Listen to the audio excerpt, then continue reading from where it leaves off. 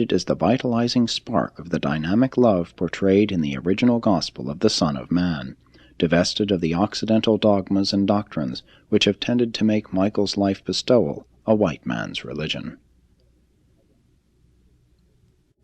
5. The struggle for truth in India. As the Salem missionaries passed through Asia, spreading the doctrine of the Most High God and salvation through faith, they absorbed much of the philosophy and religious thought of the various countries traversed. But the teachers commissioned by Melchizedek and his successors did not default in their trust. They did penetrate to all peoples of the Eurasian continent, and it was in the middle of the second millennium before Christ that they arrived in India. At Seyfuk, for more than 100 years, the Salemites maintained their headquarters, there training Chinese teachers who taught throughout all the domains of the yellow race.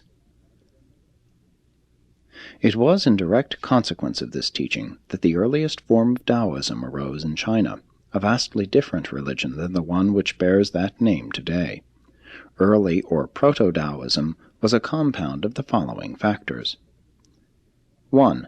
The lingering teachings of Singlankton, which persisted in the concept of Shang-Ti, the god of heaven. In the times of Singlankton, the Chinese people became virtually monotheistic. They concentrated their worship on the one truth, later known as the Spirit of Heaven, the universe ruler. And the yellow race never fully lost this early concept of deity, although in subsequent centuries many subordinate gods and spirits insidiously crept into their religion.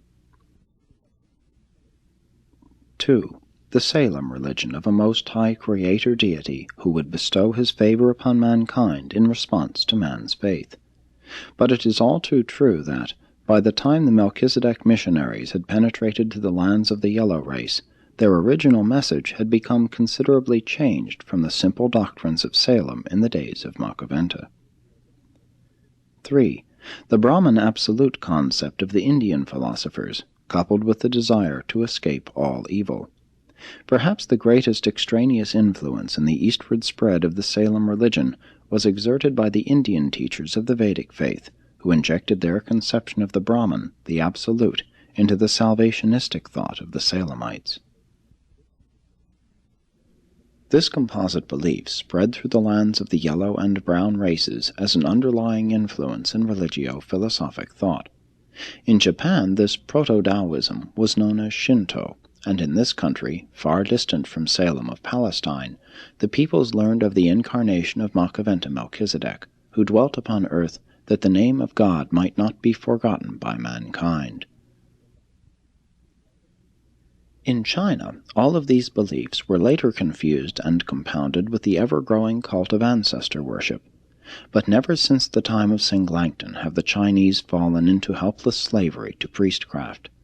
The yellow race was the first to emerge from barbaric bondage into orderly civilization because it was the first to achieve some measure of freedom from the abject fear of the gods, not even fearing the ghosts of the dead as other races feared them.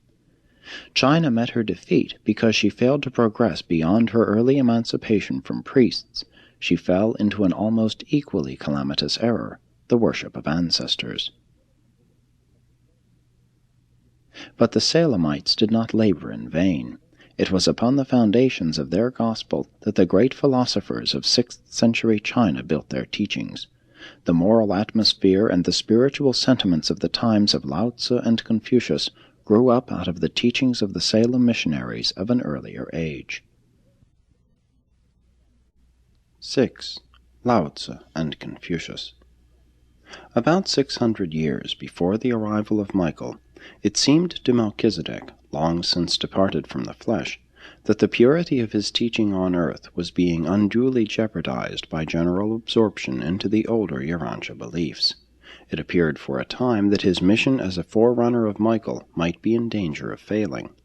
And in the 6th century before Christ, through an unusual coordination of spiritual agencies, not all of which are understood even by the planetary supervisors, Urantia witnessed a most unusual presentation of manifold religious truth. Through the agency of several human teachers, the Salem gospel was restated and revitalized, and as it was then presented, much has persisted to the times of this writing. This unique century of spiritual progress was characterized by great religious, moral, and philosophic teachers all over the civilized world. In China, the two outstanding teachers were Lao Tzu and Confucius. Lao Tzu built directly upon the concepts of the Salem traditions when he declared Tao to be the one first cause of all creation. Lao was a man of great spiritual vision. He taught that man's eternal destiny was everlasting union with Tao, Supreme God and Universal King. His comprehension of ultimate causation was most discerning, for he wrote, "Unity arises out of the absolute Tao, and from unity there appears cosmic duality, and from such duality Trinity springs forth into existence, and Trinity is the primal source of all reality. All reality is ever in balance between the potentials and the actuals of the cosmos, and these are eternally harmonized by the spirit of divinity." Lao Tzu also made one of the earliest presentations of the doctrine of returning good for evil. Goodness begets goodness, but to the one who is truly good, evil also begets goodness. He taught the return of the creature to the Creator, and pictured life as the emergence of a personality from the cosmic potentials, while death was like the returning home of this creature personality. His concept of true faith was unusual, and he too likened it to the attitude of a little child. His understanding of the eternal purpose of God was clear, for he said, "The absolute deity does not strive, but is always victorious. He does not coerce mankind, but always stands ready to respond to their true desires. The will of God is eternal in patience and eternal in the inevitability of its expression." And of the true religionist he said, in expressing the truth that it is more blessed to give than to receive, "The good man seeks not to retain truth for himself, but rather attempts to bestow these riches upon his fellows, for that is the realization of truth. The will of the absolute God always benefits, never destroys. The purpose of the true believer is always to act, but never to coerce."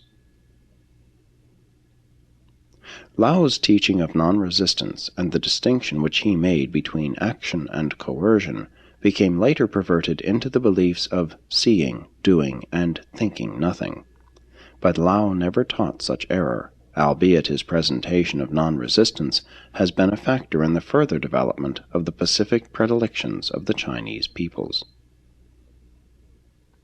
But the popular Taoism of 20th century Urantia has very little in common with the lofty sentiments and the cosmic concepts of the old philosopher who taught the truth as he perceived it, which was, that faith in the absolute God is the source of that divine energy which will remake the world, and by which man ascends to spiritual union with Tao, the eternal deity and creator absolute of the universes. Confucius, Kung Fu-tzu, was a younger contemporary of Lao in 6th century China. Confucius based his doctrines upon the better moral traditions of the long history of the yellow race, and he was also somewhat influenced by the lingering traditions of the Salem missionaries. His chief work consisted in the compilation of the wise sayings of ancient philosophers. He was a rejected teacher during his lifetime, but his writings and teachings have ever since exerted a great influence in China and Japan. Confucius set a new pace for the shamans in that he put morality in the place of magic. But he built too well. He made a new fetish out of order, and established a respect for ancestral conduct that is still venerated by the Chinese at the time of this writing. The Confucian preachment of morality was predicated on the theory that the earthly way is the distorted shadow of the heavenly way, that the true pattern of temporal civilization is the mirror reflection of the eternal order of heaven. The potential God concept in Confucianism was almost completely subordinated to the emphasis placed upon the way of heaven, the pattern of the cosmos. The teachings of Lao have been lost to all but a few in the Orient, but the writings of Confucius have ever since constituted the basis of the moral fabric of the culture of almost